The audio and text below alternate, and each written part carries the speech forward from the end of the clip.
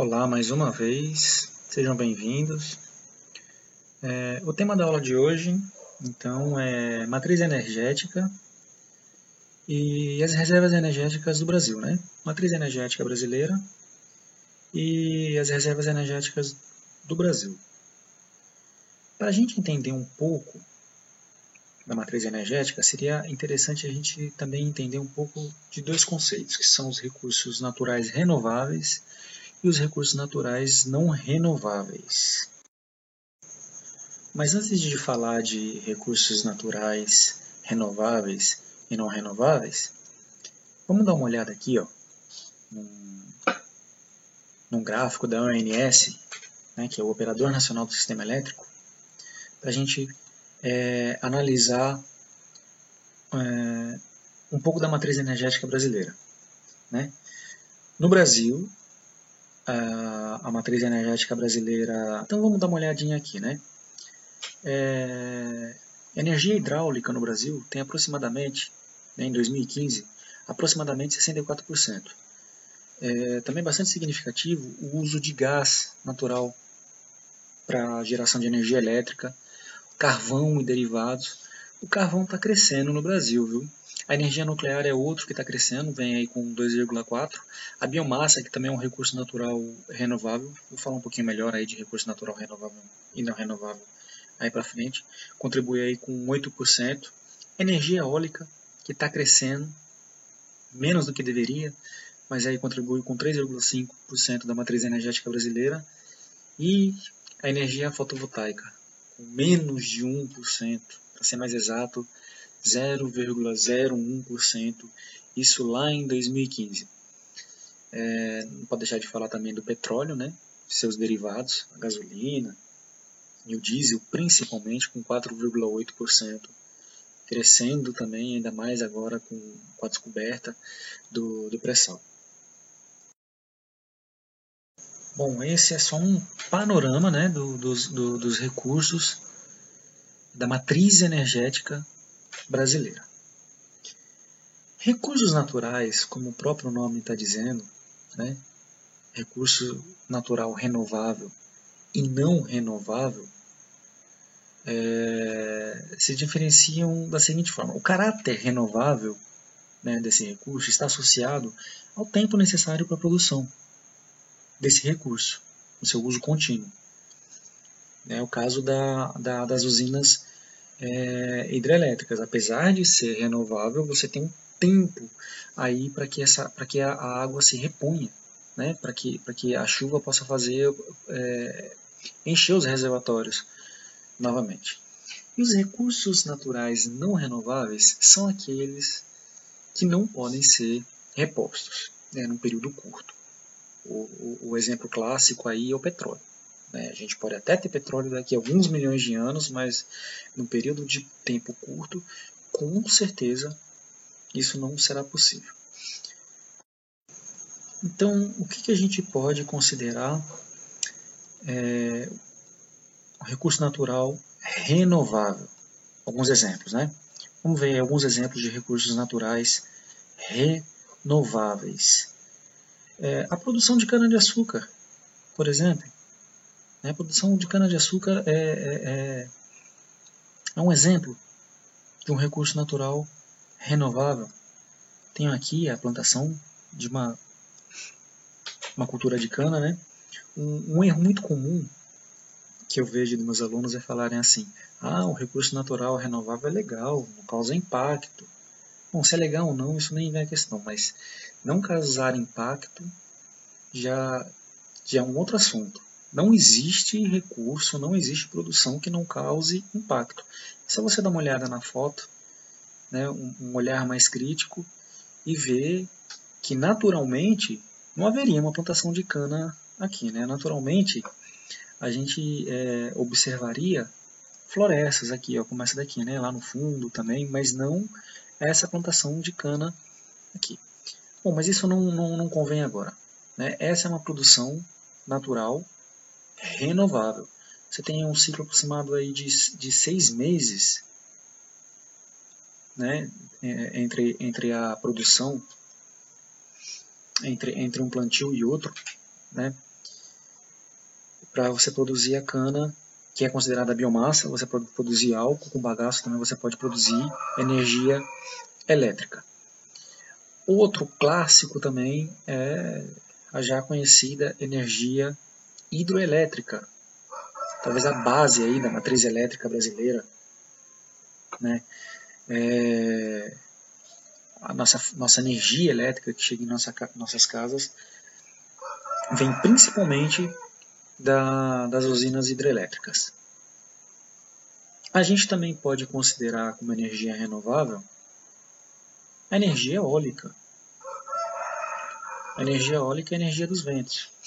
A gente aqui tem um exemplo de pás eólicas, né, de turbinas eólicas. O vento movimenta essas pás aqui e esse movimento vai gerar energia elétrica.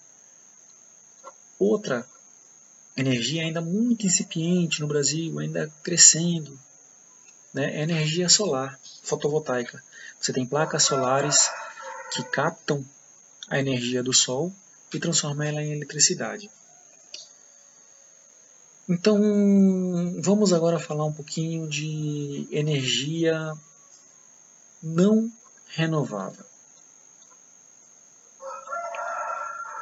Certo? A gente tem aqui a energia nuclear, que é um exemplo, como eu já havia dito. Vou citar aqui o caso, no Brasil, a gente tem 3 usinas, né, no caso, a Angra 1, Angra 2, vou mostrar aqui para vocês direitinho, Angra 1, Angra 2 e Angra 3, que fica na cidade de Angra dos Reis, né, no estado do Rio de Janeiro. Ela contribui aí, como a gente já viu pelo gráfico, aqui com aproximadamente no ano de 2015, com 2,4% da matriz energética brasileira, e não é uma energia renovável. Apesar de que o Brasil é um grande produtor de urânio, mas ele não transforma esse urânio em energia elétrica. O Brasil, aliás, é um grande exportador de urânio. Outra que está crescendo bastante também são as energias termoelétricas, né, baseada em gás natural. Esse daqui é um exemplo, uma configuração de uma usina termoelétrica em que é usado gás para produzir energia elétrica. Tem também as usinas a carvão. Aqui no Brasil não tem muito isso, apesar da gente estar começando a usar mais a energia, utilizando mais o carvão, né? Mas aí também já é uma outra coisa. Bom, isso que é energia renovável, energia natural, recurso natural renovável e não renovável. Está associado com o tempo aí. Eu gostaria aqui de falar um pouquinho em relação à biomassa, que o pessoal fala, mas a biomassa causa menos impacto ou não causa. Bom, a cana vai causar impacto, né? A hidrelétrica também, uma energia renovável, vai causar impacto. Se você comparar com o petróleo, pode até causar menos, mas não deixa de causar impacto, né? Mas outra coisa que eu também ouço muito falar, mas como que não pode? Como é que o álcool ele lança fumaça, gás carbônico? Lembra do ciclo do carbono, né? Que eu já falei em outra oportunidade.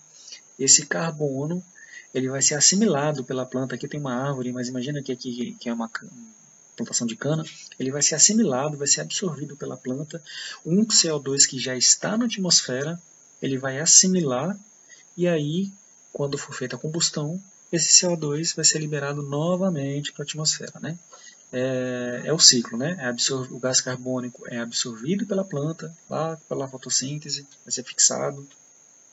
Na combustão, esse gás carbônico é devolvido para a atmosfera.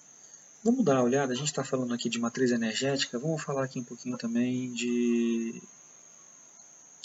agora das reservas. Não vamos confundir matriz, que é aquela energia que está sendo utilizada, e das suas reservas.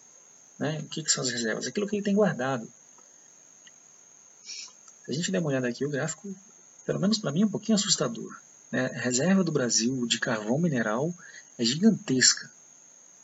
Né? Energia suja, talvez seja a energia mais suja que tem A energia é derivada do carvão mineral. A China está querendo mudar toda a sua matriz. É um dos países que mais polui, é o país que mais polui no mundo, graças à grande utilização de carvão mineral.